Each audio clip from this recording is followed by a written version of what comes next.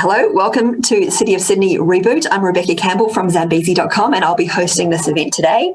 So first, before we start, I want to acknowledge the Gadigal people and their elders past and present, the traditional owners of the land in which much of us are meeting on today. But because we are online and people are meeting from all over the place, I want to acknowledge the traditional owners of the lands in which all of us are meeting on today and any Aboriginal and Torres Strait Islanders people who are participating in this meeting. So in a moment, I'm going to introduce Andre from Vinomofo for a masterclass in brand and community strategy. But for those of you who haven't attended a Reboot webinar before, I'm going to just describe a little bit about what it's about. So at the height of COVID, the City of Sydney sent out a business needs survey to find out what Sydney businesses needed, what skills they needed at this time. And so we have developed this series in response to that survey. So there are 3 6-week webinar series. This is the first one. We're in week 4. The first series is focused on growth and marketing. The second series, which starts in February, will be focused on people, strategy and money. Last week, we had Fleur Brown from TEDx Sydney give an amazing webinar on how to leverage your personal brand. We're going to share in chat now a link to the video of that event for any of you who missed it. So each event follows a similar format. So I'll introduce Andre from Vinomofo. So we have an expert from the Australian business community talk about a topic, and that's followed by 3 case study businesses from the Sydney community who will kind of share their challenges at this time and ask questions. And then there's an opportunity for you to ask questions through the Q&A function. So if you've got a question, if anything that Andre says that you want to know more about, please post your question in the Q&A, and then you can also upvote the questions that you want addressed. So we often don't get a chance to get to all of them, so please do upvote the ones that you think you would like to hear more about. So I also want to let you know we'll be sending out the survey at the end that will be available in chat. It will be emailed to you. It will be really awesome if you could help us by filling that in. We have more than 400 Sydney business owners registered to attend today. So it's awesome. I can see a lot of you are already on here. I want to call out a couple of members of the community to let you know kind of what kind of businesses are participating. And, we don't see each other a lot these days, so it's nice to know who else is there. So we have Bimal Fernanda from IntelliStrata, which is a platform for strata management companies. So he wants to learn how to build a brand for his company rather than just a logo. What's the difference between a logo and a brand? Scott O'Brien from Humans Potts Point wants to know the difference between how Andre built the Vinomofo brand when it started and what he would do differently, what's changed now. Madeline from Student Super in Chippendale has a multi-brand strategy because they have one brand for young students and then that progresses to another brand when they get older. So they want to learn how to maintain a sense of community and belonging as people progress through a brand's life cycle. Rahis from Kiev Swimming in Coogee runs wellbeing workshops for teams. He wants to know what steps you can take to build a community around your company. Iran Thompson from Song Saga, a party game company in Surrey Hills, wants to learn about customer data. Sonia Ross of the Gezellig Room in Rosebery. They're a new company doing window furnishings online. And she wants to know specifically around how to build trust in a new brand and how to get people excited about trying something that's new and different.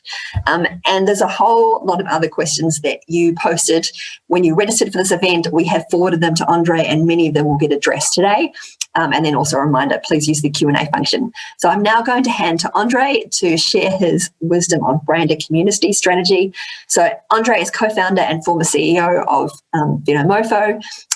They started the brand, I'm sure you'll hear the story, blogging from their garage and built a $100 million plus wine company in competition to huge brands like Coles and Woolworths. So excited to hand to Andre, who will share his expertise today. There. Thank you. Hi, thank you, Rebekah. Hello. Hi, yeah, I'm here from my little studio in the LA Hills. We've largely escaped a lot of the lockdowns due to COVID, but my business didn't. So I'm in the same boat as you guys have been. My new business, that is. Thanks for tuning in, and I'm gonna crap on for about 20 minutes about my philosophy on brand and what I think from my experience, both in what I've done with Vinomofo and then now with Good Empire, but also with what I observed and have learned from what I think are strong brands, as to what's important and then why it's particularly important now, how it's relevant to when your offering is no longer, when you can't offer it anymore, or it's no longer as relevant. And then I can't wait to talk through both with a few of you and your businesses as case studies, and then also answer as many questions as I can. So cool. I won't talk heaps about myself, just a bare amount. I've got a few slides. Full disclosure, I'm pretty shit at slides, so I'll fumble my way through those. But there's a few that I think are important to show you. Sort of to get your head around a model behind what it means to have a brand, like a strong brand that can attract people, rather than being like just a data-driven or a customer-driven or a market-driven organisation. And I'll explain that in a sec. So I will start. I'll go to the slides. Hopefully it all works, and then I'll get going. I'll start with this slightly facetious slide, but is the truth. It's been a pretty shit year, which is a quote from pretty much everyone and most industries except online wine. I'm in this weird situation where Vinomofo's boomed because everyone's at home needing to drink and go and buy their wine. So it's gone really well. But the business that I left Vinomofo 2 years ago to start has been massively impacted. And I'll talk a little bit about that in a second. And what's happened to, I'm gathering a lot of you, and what happened to me, we had Good Empire, we had just launched on the 1st of January a personal sustainability program. It's called Year of the Planet. It was to help people month by month make small changes in their lives to live more sustainably, reduce their personal carbon footprints and the amount of single-use plastic waste that ended up in our oceans. It was going really well, started spreading 44 countries around the world. Nearly 10,000 people joined in like the first month, and we were so excited about it. We just started putting revenue models in, and then March hit and COVID hit and everyone went into lockdown, and nobody had the bandwidth for sustainability and the planet, and everyone went into, core level survival, whether it was financial or just fear of the pandemic. And so we had our fledgling revenue model just dry up, and the community asked us to stop what we're doing. And so that's exactly what happened to us. It's the same thing, and I'm sure it's happened to a lot of you.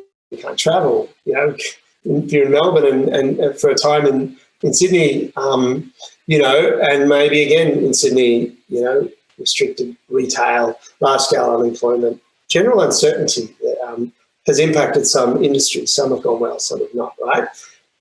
So we're all here, and what do? We have to either just try and survive in like hibernation mode, but with JobKeeper ending, etc. That's not always possible, or we have to change what we do. And how do you? It's all pretty glib. We're all like, yeah, it's a great opportunity to pivot, but it's been hard. I just want to acknowledge that too, because for me too, but for all of you, I'm sure, it's really demoralizing, and it puts massive pressure on us all when our businesses are impacted, when we fear that we're going to lose the business, when we don't have revenue coming in with it. We're slipping behind, and we either don't know what to do, or we do know what to do. It can be paralyzing. It's hard, and everybody that sort of, rah-rahs around this being a great opportunity to pivot, I think is ignoring the emotional impact that this can have, and it's really tough, and it's hard on all of us. I have a new baby, a 6-week-old baby, and knowing that there's this uncertainty around the business, my team has been demoralised from this. We just had we applied for a small business loan that was government backed. We just had that knocked back because we're a startup. It's really hard, right? It's so yeah. I know what some of you are in that situation going through, and it's hard to have the bandwidth and to get creative around how to change what you're doing when you're under pressure, when you're feeling scared and desperate. So I want to hopefully help you sort of go to the right place with that, because you can change what you do without changing what you stand for. I'm going to explain that in a second. With what looks like at first glimpse a really boring graph, but it's a model that I'll talk through it. It's not as shit as it looks. I'll talk through it. Something I had to come up with after losing an argument about a year ago with a really intelligent friend of mine who works for Salesforce. And we were arguing about marketing. What is marketing? And I've always been a firm believer, and indeed we built a business in Vinomofo off the back of being a brand-driven company. You know, we weren't in the beginning especially very clever at using data. You know, we didn't optimize stuff. We weren't particularly asking people what they wanted. We built a business off the back of what we wanted and what we thought was important. And it's a real difference. And I needed to come up with a model to sort of understand where that fit in this day and age where we so congratulate ourselves on data-driven marketing, customer-driven marketing. And that's fine if you can continue to be the most convenient or the cheapest or the most relevant offering to somebody at the time. But if something changes like it has now and your offering is no longer as relevant, then it becomes really important to understand what you are to people as a brand. And I'll talk you through this. Okay. So it was me trying to understand what is marketing, right? And I looked up a lot of definitions and I came up with a little model, right? You define marketing as being essentially an offering that you have for a bunch of people. You know, that process, the link between those things is marketing. And we traditionally think of an offering as product and a market as the people that are going to buy it. So we define that as the offering being what you do, whether that's a product or a service, and the market being the people who want what you do. That's sort of simple, but it's not complete. We have to then think about an offering as well as being this idea of what you stand for. What do people feel about you as a brand, regardless of what you do? And it incorporates what you do, but it's bigger than that. It taps into culture. It taps into the way, the world that you create that people can be a part of, right? And therefore, the people that want this end up being, if you think about your offering incorporating what you stand for and the market being not only people who want what you do, but people who connect with what you stand for, right? And some good analogies of that, like that I'll take you through in a second. But I'm just gonna take this further, right? So I started thinking about, all right, so if we think about traditional sales, right? Like old school sales. Here I've got a thing, I'm going to try and sell it to you, right? That's like a fixed offering and a fixed market. I know what I've got. This is what I've got. This is my thing, my widget. I'm going to sell it to you. You're my market. Now, either you need that thing, and that's great, or you don't, in which case all I can do is try to convince you that you do actually need it by spinning the truth or dramatizing or whatever. That's pretty much what old school sales was, and I've depicted that with a little square. That's a fixed offering and a fixed market. Now, on the other end of the scale is a variable offering and a variable market. Consider that like we're very open to what we offer you, depending on we're going to ask you what you need. That's like a variable offering. And a variable market might be, well, we don't know who we're just going to put it out there and we'll see who wants it. Now, I've just drawn a line there for this quadrant of like, we don't know what we've got, we don't know who we're going to sell it to. That's not really an offering at all. That's pretty confused. So ignore the line quadrant. But working off this idea of old school sales, I've got a thing and I want to sell it to you. Along came marketing, right? And we went, all right, we still have an audience we want to sell to. You're the people we want to sell to. But we're going to ask you what you might want. That's data-driven marketing. It's even customer-driven marketing. That sounds great, right? And but you think about this concept that when you have to be innovative, maybe people don't know yet what they want. And consider for a second this little model here where you know what you have to offer to the world and you're going to put it out there and see who comes. An easy analogy to sort of describe these differences is like music, right? Sort of customer-driven or data-driven marketing might be like a pop act, right?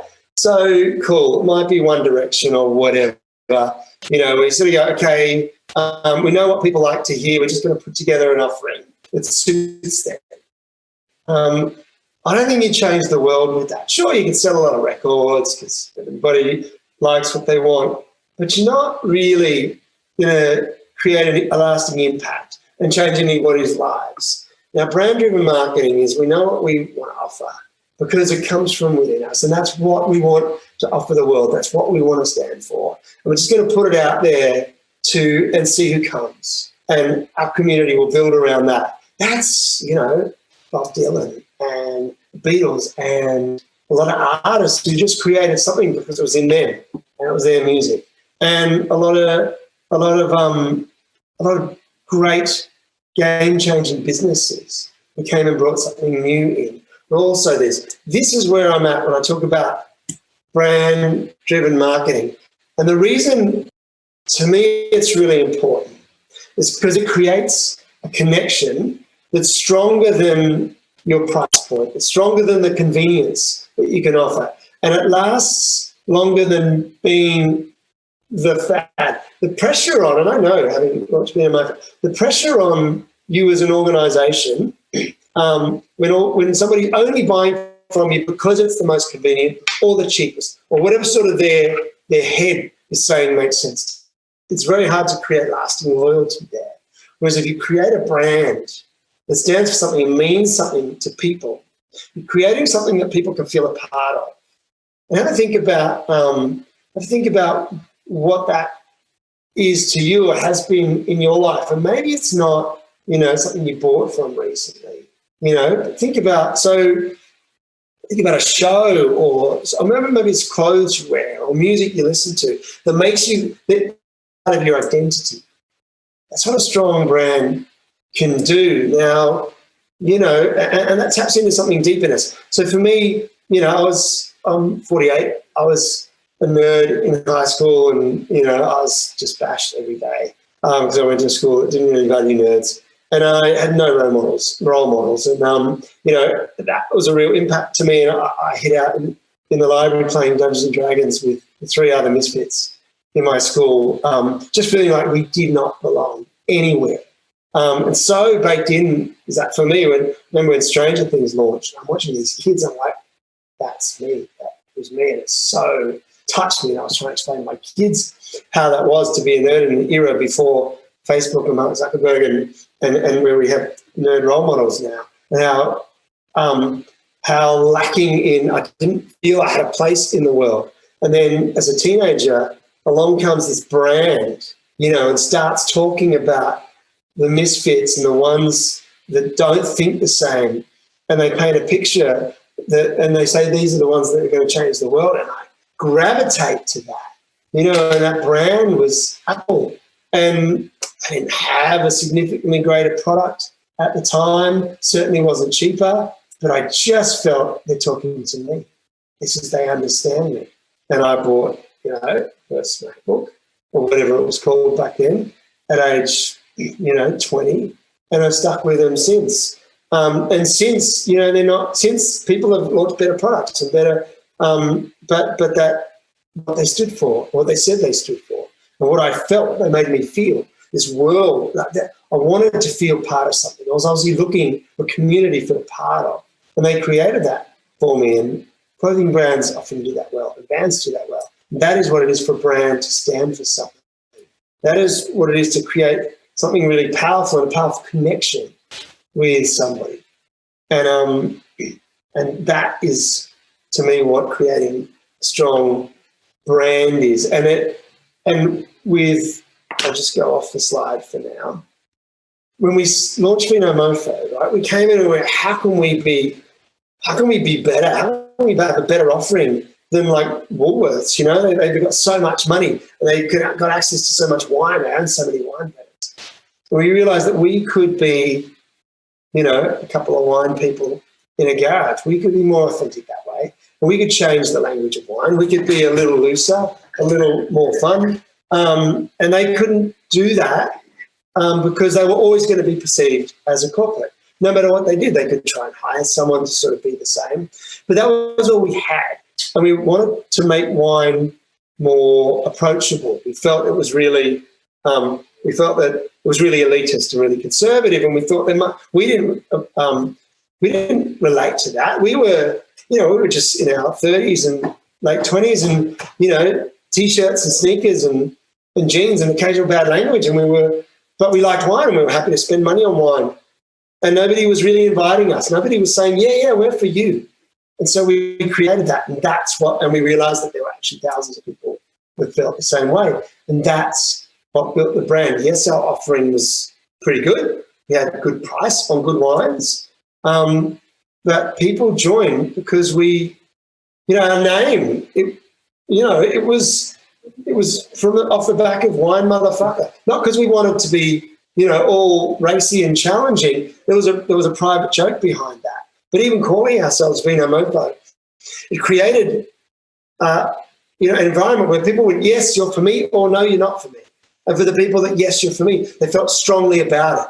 And then we built a customer experience, a user experience that honoured that and that had no bullshit. We called it no bow ties and bullshit. And that's what we stood for, you know, and that's what people were drawn to, and that's what people stayed with.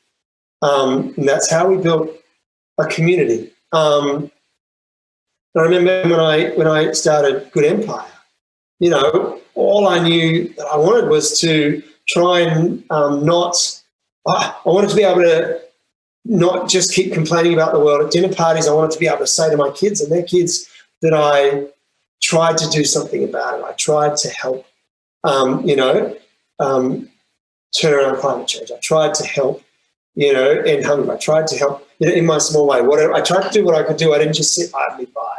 That was behind company. I didn't know what that was going to be. It's been many things in the last 2 years. It's been a consultancy that tries to help organisations, you know, find their purpose and build that into their offering. Then I banned that. Then we were an incubator. We tried an online store that sold sustainable stuff. We tried a bunch of things while I'm searching for what the thing is that best delivers on the purpose and what we stand for. What we stand for has always been very clear. And then what we're trying to do keeps shaping. But therefore we've got this community that comes along the journey with us, even though what we're doing now is drastically different. And it's had to be. You know, like I said, COVID came and we couldn't do the program anymore. So we got together and we created a program to help people, you know, around connection and resilience, to help people that were in fear and uncertainty, and to help them sort of find the tools and feel part of something, to not suffer and to see a way through it, to help them envision what their life might be. That was a complete pivot, directly attached, you know, directly due to the pressure we felt. This program we're running isn't working. But what we were able to do is relook at, well, what do we stand for? How do we let go of the parameters of the offering we've got? How do we go, all right, never mind, we can't offer them what we thought we had. So we can't define ourselves in terms of the product anymore. We've got to go back to what we stand for as a brand and the connection we have with people, and reimagine an offering that still honours that, but that might be needed today. So that's what creating a brand, and a strong brand, and a brand that stands for something, is about. And so how do you do that? I'll go back to screen sharing. Hopefully you've been sent like a worksheet. It takes a few hours to do. It's really worth doing. If you don't, then I'm sure that'll get circulated. We're going to quickly whip through that because I don't want to run out of time. I'll whip through the process for that, and it'll help you sort of do that and understand how to sort of define purpose and what you might stand for, and to understand what it might be. There's the connect, who you're serving, what do they want, what do they dream of, and understand what the connection that you're trying to create might be. and how to manifest that then in an offering that might be relevant. All right. So first of all, before this 1, 2, and 3, you'll see in the thing, I think it's really vital to go through a process to help understand what drives you, what's important to you, and what your personal purpose is, because it creates a connection then with your brand, your company, your organisation, and that creates an authenticity, and it's really important. So it's a bit of self-discovery. Words you use to describe yourself, words somebody else might use to describe you. What are your strengths? What are you good at? What are you motivated by? What drives you? What do you value in yourself and others? Go through this process for yourself. Indulge in it. If you could change anything in the world, this is a strong one. If you had the power to click your fingers and change it, what would that be? It's a good way to identify what's really important to you. If money didn't matter, what would you spend the rest of your life doing? Putting all the rest of your needs and urgencies and pressures aside. And then I like to put myself in sort of moments on, the last few moments of my life, on my deathbed, hoping that I have a moment to contemplate. When I look back, what would I like to know my legacy was? What would I like to think? What would I like to feel that my offering to the world was? What was the contribution I would like to have made to the world? These are good ways to sort of understand what is your purpose, what drives you. This is important. And then as an organisation, start to go, all right, you sort of come at this from a few ways. Ask yourself, why did I first start it? My business, my brand, my startup, my company. What was I trying to do? And yes, a lot of people say, well, I just wanted to make money or I wanted to build a successful company. Yes. Why did you choose the thing you chose? Why does it exist in the world? And why is that important? Why does it matter that you're in the world? What's important to you? What are your values as an organisation? That's an interesting sort of place. And then you might want to come and deconstruct it as well, from starting with, well, what do we do? How do we do that? What's unique to the way we do it? And why do we do it? If you work back that way, I don't have time to sort of go through the process, but it'll come to you as you sort of go, and I'll maybe try and do this with some of the case studies or some of the questions. But you get back to why we do it, and that's essentially your purpose. What's our vision for the world? Everybody has a vision for their company, but that's very self-driven. What's our vision for the impact that we have on the world through it? What does the world look like with our company really successful? Where do we see ourselves in 25 years? And the really important one is to sort of analyse your audience, your market, however your customers, but think about people you serve. Who do we serve? What do they want? Never mind us. What do they want? What do they hope for? What do they dream of? And what do they fear? It's a really important one.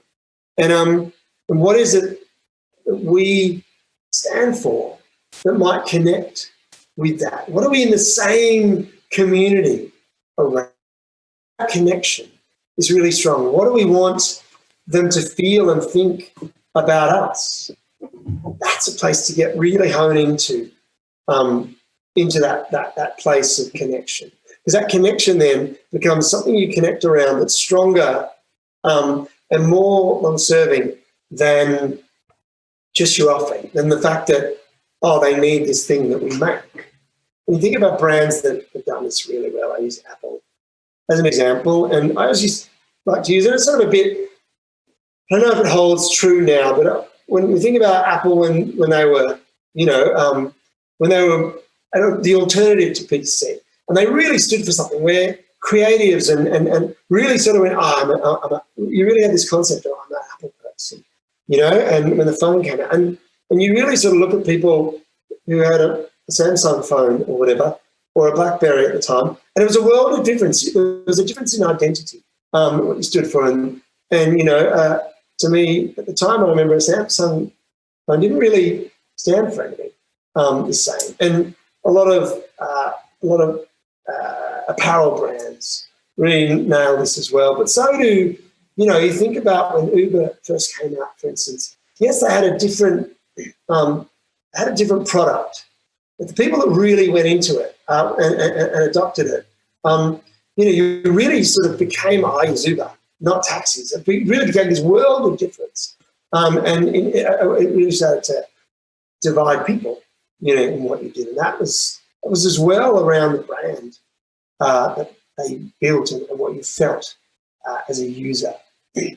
So this idea of when you're building your brand, what do you want people to think or feel about us? Do you want them to feel that you're, really sort of respectable or dependable? Or do you want them to feel that you're really approachable and friendly? Or do you want them to feel you're really innovative? Or do you want them to feel you're really community-driven? Have a think about that. And these are the elements of your brand. And if you can distill that, all of these things, and try and find a resonant single core idea that drives through all of this discovery, through all of the questions I've just sort of gone through. What is this core idea at the heart of your brand? That sort of territory around what you stand for. And that becomes really powerful to build a connection around.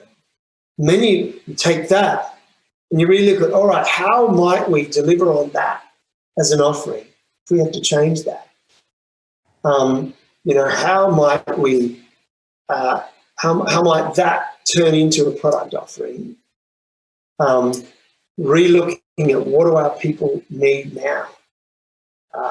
How can we, if we used to do this and we, but this was really, the reason why we did that was this. This was our purpose. Okay, how could that purpose still be honoured doing a different thing? How can that still serve the same people in a way that they need now? And that's a process, sort of discovery, to go through to try and come up with a thing that holds true, that your business can then, and it might be a temporary thing. And if you've created a strong connection, let's skip through. That's exactly what I just said. I'll just go off screen share.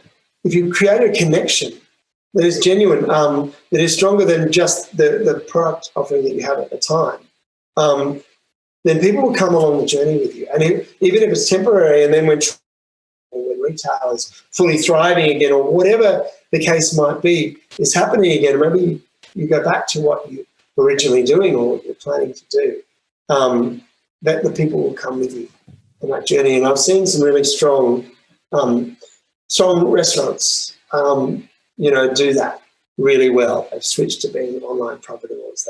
They've done it clunkily, but people cared about them and about the experience they had offered people through their time. And so people wanted to support. And people will, if they care about you, you find people can be loyal. We saw that with Vinomofo when we had sort of partnered and sold out essentially to Catch the Day for a period. Then we brought it back from them.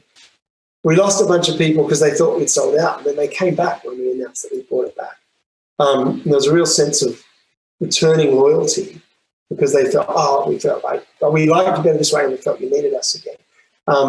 Had we been able to maintain that connection with them through that time, that would have been strong.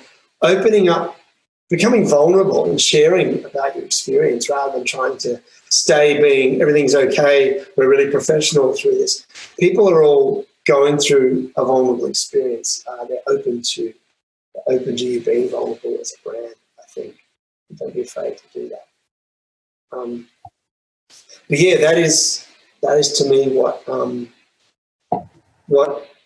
building a brand is about. A brand that stands for something, and that to me more than ever now is the most important thing that you can do. Awesome. Thank you, Andre. Thank you, Andre. That was super insightful. And we have got the worksheet that you prepared for everyone, which is awesome. We're going to share that with the City of Sydney. We'll share that worksheet with everyone as soon as we possibly can. So you will get that in your inbox. I now want to introduce the case studies. So Larissa, Min, and Steve, if you could please all turn your cameras and microphones on. I just want to remind you that to ask questions in the Q&A, we are going to come to the questions at the end. We'll get through as many as we can, and please upvote as well. We're going to limit the case studies to kind of 4 minutes or so each. So I'm going to start with Min. Min is the co-founder of Into Gelato, And more recently, I started a new brand in light of COVID, also a retail brand called Tokyo Leamington. So I'll give you, 1 minute to describe your business, and then you've got 2 questions, one around taking a brand international, and another one around, how do you make a brand, sure your brand isn't a one-trick pony. So over to you, Min. Hi, my name is Min. I'm from N2 Extreme Gelato. So we used to have gelato stores across Australia, and then we sort of moved our shop to a cafe in Tokyo. Now, come COVID, we were supposed to actually open a new concept in Tokyo called Tokyo Leamington, along with catering for the Olympic team for Australia. Then come COVID, we had to cancel all that plans and come back to Australia. Thinking what to do, we sort of go, okay, why not bring Leamington from Japan back to Australia? Hence, we have Tokyo Leamington today. And I guess I've got 2 questions. One is, how do we become a brand that is not just one-trick pony, knowing that we only sell Lamingtons? And secondly, now this brand was intended for Japan, but we're starting it here in Sydney now, and the feedback has been fantastic. So how can we leverage what we've built here overseas, not just Japan, say, other countries as well? Yeah, so I think creating a strong global brand, the key is consistency. And this is more important than ever, to understand what it is you stand for. What is it you want people to feel about you? And that should be universal. Even if, and we got asked this a lot when we started spreading global, people were like, surely there are cultural sensitivities and that you need to consider those with your brand, and would you change your brand? You can't at all. You have to trust that the people, if what you stand for is something universally human, which it should be, then you will find that in people in any market. And I think that doing the work to be really clear about what it is that you want people to think and feel about you, regardless of not just, we want to deliver them a delicious gelato. You know what I mean? It's more than that, right? What is it that's going to make someone come to your place ahead of the others? And if that is where you have the best product, then cool, but what does that mean then? Is it the intense? Is it that do you want people to feel like you're all massive gelato nerds and that you dedicate more? I watched a great doco last night called Dreaming of Sushi, Jiro Dreams of Sushi. It's phenomenal, right? It's a phenomenal example of the people it doesn't just survive because the sushi's this much better than everybody else. They buy into this whole philosophy of this incredible 75-year ethos that this tremendous person has done. So I think that's really important for your global brand. In terms of how to sort of, I would urge you to create an absolutely consistent brand experience, no matter where you take it. And you might, as a core, you might try you might have some interesting little country-specific, whether it's flavors of the week or something, or whatever you sort of try. I think that's vital. I think you can build a really strong brand off just Lamingtons. I think especially as an early business, the more you can have something that is more relevant, something really tight that is more relevant to a small group of people, is a really strong way to grow a brand, as opposed to trying to be something to a whole lot of different people. And indeed, the danger of building a brand is when you try to then cater to as your audience diversifies, and you try to go, you start to dilute your offering and try to go, but we better also cater to this type of person. And we also better cater to this type of person. It becomes dangerous. You end up being generic. And it's really hard and very expensive to keep marketing a generic thing. Just to give you a quick example, we've been over, we had people from sort of 75 to 25, right? But we were really clear. We created a brand for 35-year-olds, and we trusted that the 20-year-olds, the 18-year-olds that were wanting to be a part of it were happy, feeling a bit like they were aspirationally mature. And the 65-year-olds were wanting to feel young. And we didn't try to blur and cater and dilute and soften. We just went really tight. And I think, you want to do that as well. And it's easier to find, like, you know, there's a great brand. I buy a crumpet brand. They only make crumpets. They're so cool, you know, and I don't try and do anything diversified. So every time I think crumpets, I go to them. I think you've got the ability to do that. I think I just wanted to add, if you, with an organisation like yours that relied on somebody going to a gelato store, that's where you're at. I think this is the perfect time to be able to create an at-home delivery sort of thing that might have been in your plans for much later down the track. You know, it sort of has opened up opportunities for that, and that could either be direct to consumer business that you do, or it could be a brand that's launched with an open story about why you did it, even temporarily through retailers. Don't know, but I think that's a real opportunity for you. Thank you. Yeah. Thank you, Andre. Thanks, Andre. Thanks, Min. I want to now introduce Larissa. So I know we have a lot of artists and creative businesses on the webinar today. So Larissa Ryan is the founder, or one of the co-founders of the Hutch Collective, which is a boutique music artist management company. Larissa, I also want to acknowledge, is a proud First Nations Wamba Wamba woman. I'll let you describe a little bit about your business, the great artists that you manage, and also I know you have a couple of questions around this transition for particularly in music, but also broadly in arts around, you know, content and shifting towards selling content. Over to you, Larissa. Thanks, Beck. So we currently represent 6 music clients. One of them is Sydney-based art pop artist Odette. She just released a single 2 weeks ago. And the other is singer-songwriter Didiri, who was recently on Eurovision Australia Decides, has toured with Dance Joy, and has just released an EP called Soul for Sale. Our brand is built around developing and artists so that they contribute meaningfully to pop culture. So we like to work with artists who might not normally fit into a mainstream space, but we feel like their voices should, and we give them the tools to get their stories heard. We also run a live session platform called Baked, which is a social enterprise with the goal of developing more content creators, because the music content creation is quite undervalued, because a lot of people relies quite heavily on a lot of free work. And we also do content creative services ourselves and work on music videos, photo shoots and things like that. So one of the things that we're looking at with diversifying is that we might look at picking up some visual artists, because we kind of, Hutch kind of means home, and collective. Yeah, if you think back to Andy Warhol's The Factory, we kind of find that in our industry, we kind of gather together in a bit of a scene that all contribute and collaborate together. We're one of the first that kind of jumped into the virtual touring realm. So when Didiri's EP was coming out, we had him do a virtual tour. And recently at the Big Sound conference, it was talked about by quite a lot of panelists as being quite a successful thing that we're jumping into touring. The reality is those tours don't make any money because they're still so new. And the other con with it all is that the consumers still expect to get these things for free.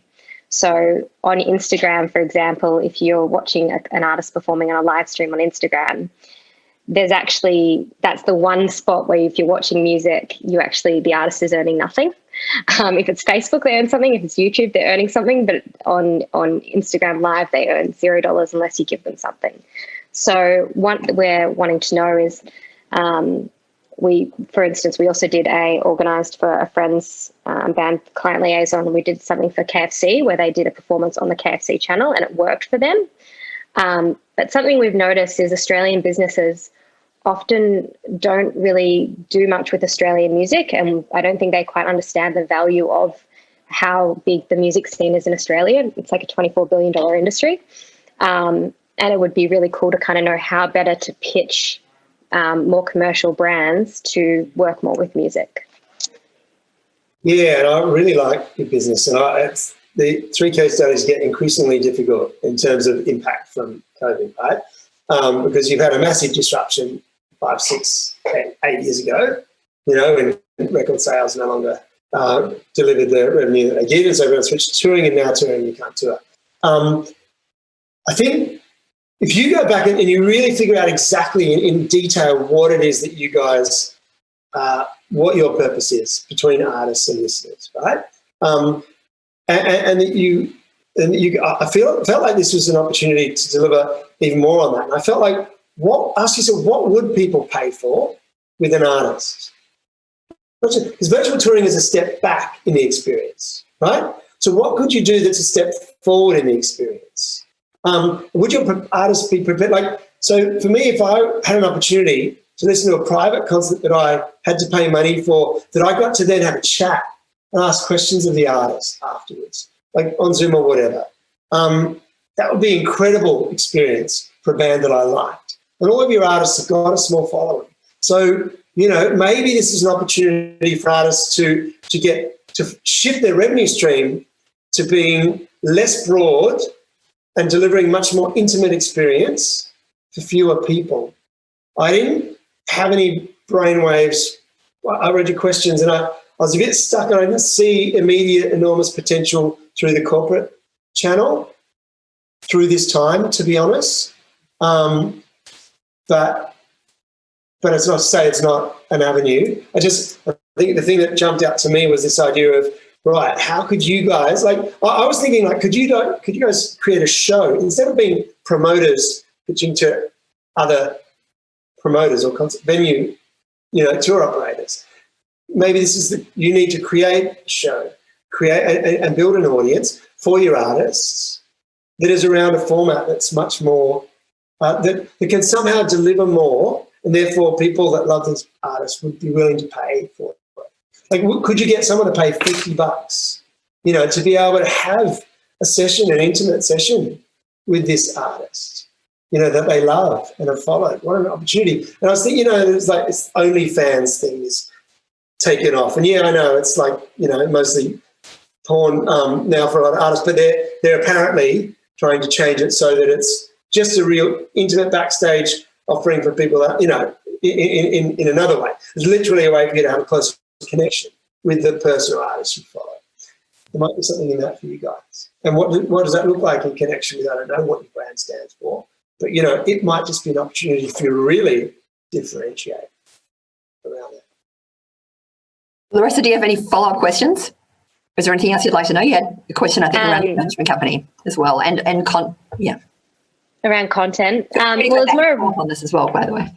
Okay, cool. It's interesting you say that. We are actually developing a show format that does do that with another management company and label, which hopefully will be launched soon. And the positive is that there are some brands starting to get more into this space that are local brands. But around the cost, so we did the Q&A with an artist after the fact. We actually kind of let the artist, let the audience come backstage, and it worked to an extent. It's quite a time thing, so it doesn't quite convert as easily. In terms of the content, I think, but Beck, were you more referencing in terms of wondering how you turn something that you are giving away for free into something that gets paid for? Yes, I know you had a question around is it a bit icky for artists? You want to retain the authenticity of the artist's brand whilst shifting to something that's, either working with a brand or that's selling content. And that's been something that's been difficult for artists at this time, when content is something that usually the artists give away and then charge for a concert ticket, which people are used to paying for. Now you have to charge for content. So how can you do that in a way that remains authentic to the brand of the artist? Yeah, it's sort of the answer is in the question, right? Just don't compromise on that, and I think that'll really depend on the artist, but I feel like some sort of, putting together a series. I do think that unless you have an audience, it's going to be you need an audience to be of value to a brand as a sponsor. So I feel like your pathway is to go, well, is Hutch Collective going to take responsibility for growing an audience, and therefore that's our value to our artists, and then that will to brands to sponsor. I wouldn't underestimate during this time people's compassion and empathy and understanding, and I wouldn't be afraid. I think the artists that are going, I can't tour So I'm doing this thing. I know you can just go on Spotify and get it for free or whatever, but I'm asking you if you really care, help us. We want to do something special for you.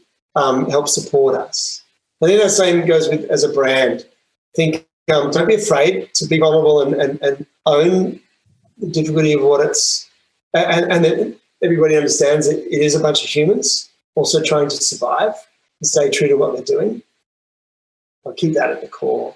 Rather than getting caught up with, because not everybody's just, not every customer is in a mercenary mindset. Some are, you get a bunch of people that don't care as much and they're just continuing to look for things that are free and they're the ones hoarding the toilet paper. They're the ones looking after self. But you've got a bunch of people changing their behaviours to support a business or an artist or whatever, or a restaurant or whatever, that they really like because they want them to survive, because they appreciate everything they've done for them, the experience that they've given them in the past.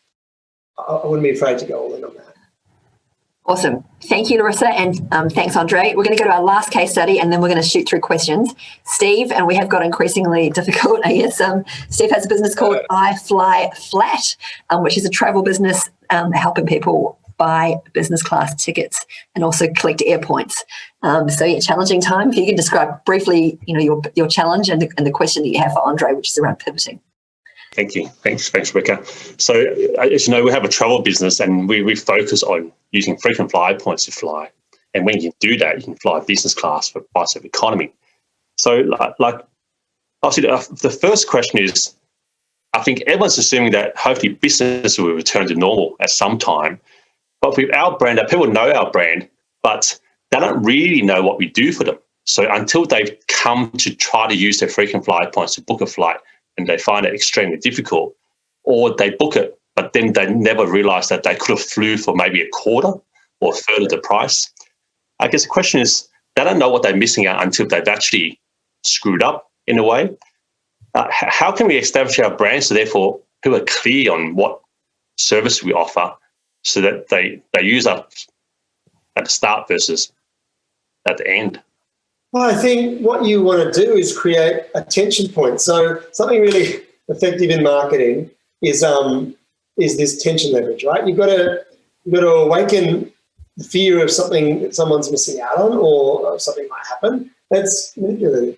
And then so for you, you might say, if you plant the seed in whatever language you use that tells people, I'm willing to bet, and maybe you have an offering around it, I'm willing to bet that you're spending this much too much on travel and you're wasting this much per year. Or we've got a product where we're willing to bet and put our offering on the line through a cashback or whatever, that you're spending this too much and we're in the business of saving you this much. Like, you need them to go, oh, what do you mean?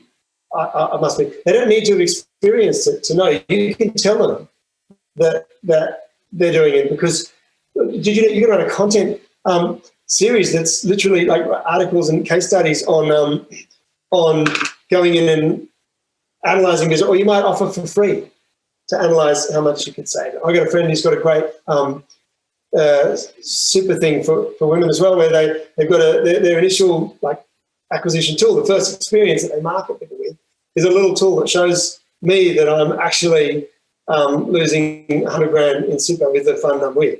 By the time I retire, I will have cost myself 100 grand in super through fees. All they need to do is show me that and challenge me to do that for me to try it. So it's not hard for you, I think, to awaken people to that. Harder for you is to go, all right, what do we stand for? Are we in the business of, being clever with frequent flyer points? Are we in the business of shopping around the best flights? Or are we in the business of saving businesses money, finding ways for businesses to save money without any compromise in their operations? And the answer to that will drive you in different ways, because an obvious direction to pivot, if travel is not a way you can, if you're like, yeah, we're pretty smart and we could easily apply what we've done to the travel industry, to all sorts of other procurement channels or all sorts of other supply channels that are relevant today. And in fact, what do people really fucking need right now because of COVID? That would be a pivot that would put you in relevant and would stay honouring this idea of, we don't want people to waste money. We want to find the most efficient and ways for you to do the things you want to do as a business. I'm just sort of winging it here, but that might be a way for you to pivot. Really hard for you to pivot around travel. Yep.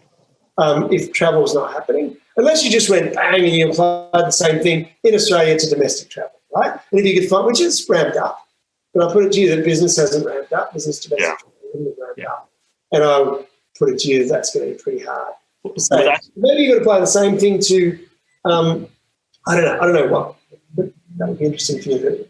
Well, actually, that's a really good answer, because it actually segues into my second question. It's like, if you do a pivot away from what your brand is known for, how much brand equity can you take with you that we're no longer doing travel, but now we're doing procurement?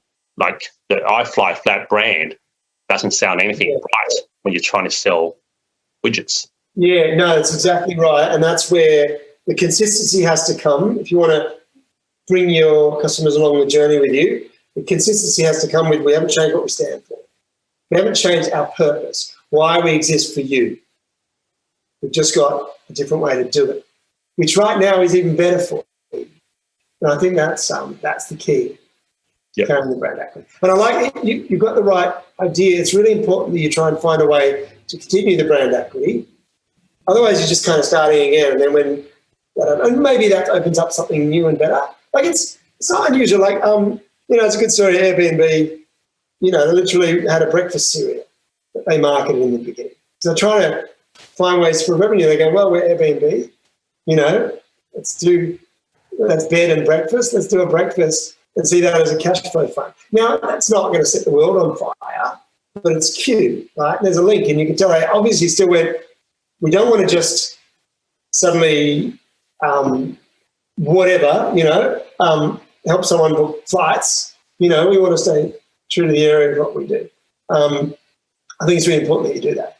But I definitely think this idea of the relationship you have, look at the relationship you have with a business. What are we actually doing for them? It's one part of their business. We're helping them save money. We're helping, really, you're helping them hack, helping them hack their travel. What else could you help them hack? Through the same level of expertise. We understand all of the solutions and all of the providers, and we have a system that helps you find the best way to that. And that'll be interesting for you to explore. Thank you, Andre. Thank you, Steve. Thanks, Larissa. Thanks, Min. We are running slightly over time. I'm going to do like a 2-minute quick rapid fire question. So if you can try and keep your answers, Andre, great answers, but you can try and get them to go in 1 or 2 sentences. Then we can try and get through as many as we can, and then I'm going to wrap up by 5 past. Okay, so question 1 that's had the most votes. If you're working in a company, how would you have a leadership that isn't sold on brand-driven marketing? If you were the CEO of Vinomofo, what would have convinced you to take resources away from sales-driven marketing towards brand-driven activity? It's a really good question. If you don't have a brand yet that is the reason people have connected with you, then the basic thing is you have to understand that people care about things more than they care about your offering, right? So, for instance, if we did a campaign that was around dogs at Vinomofo, which we did, right? We did a pet rescue thing. People care more about their dogs than about wine. That is a stronger connection. We got better, that didn't help them buy wine, but it created a stronger connection. I put it to you that you can ask. How would you know that, though? How would you know that if you were someone who wasn't in charge? How would you test and have some data or something that would prove to you that you need to think about marketing in this way? Yeah, look, you mean to get it across the line? I guess all you can do is propose it and get permission to try something that does demonstrate that. Okay, cool. So maybe a smaller trial. This is a massive wave through the world. Like organisations are really leading. There's a real movement toward leading with purpose. That's happening at a global level. So gather a bunch of case studies. It's starting to really happen. Microsoft did a transformation that doubled their revenue through this. There's a lot of examples of companies that have sort of done this, and it's the heart of their purpose. I'm going to keep firing through these questions really fast. The Vinomofo brand manifesto was know bow ties, no bullshit, which is great. How did you write it? What are your, more quickly, what are your tips on how to craft a manifesto for your own brand? Yeah, it's the worksheet that I've created for you is the process. You've got to get to, don't think of it as crafting a manifesto. Think of it as finding a truth as to really why you exist in the world and why people should care about you. It's that, and if you can find that truth, then it's easy to articulate. Awesome, thank you. How important? So we will get that. We'll get that worksheet out to everyone. Sorry to rush. It's a truth finding exercise. How important is an aesthetically attractive visual identity to building a community around your brand? I've often wondered that. Same here, and I'm really aesthetically driven with brands, and I sit there and I walk past the shop and I go, how on earth can anybody want to do business with them? It's such an ugly brand or such a non-proposition. I think it's not about aesthetically pleasing because people have different aesthetics. It's really important that the way your brand is presented communicates truly what you stand for and communicates the core of what you want people to think and feel about your brand. It's more important that it's consistent than it is that it's pretty. Okay, cool. That makes sense. So last question that's had more than one vote is what are good mediums to try and tell your brand story? What do you think is most effective? Is it brand video, brand manifesto, book, merchandise? Is there a particular medium that you've seen to be most effective? No, all of it. You kind of want to try all of it. I personally find PR really powerful, but you've got to have stories that are PRable. Now, PR might be micro PR, right? It might just find someone with 10 people that listen to them that likes you, and they become a form of PR for you, whether that's through influencers or a little ambassador program or just just asking your customers to tell people they know and finding a reward to do that. Well, that's really important. Telling stories that serve why you care about the people you're serving and why you're there for them through content, through various social channels. It's really important. I think, and I know some people have limited resources, so often you just need to pick the thing that's going to be the most powerful and go all in on that.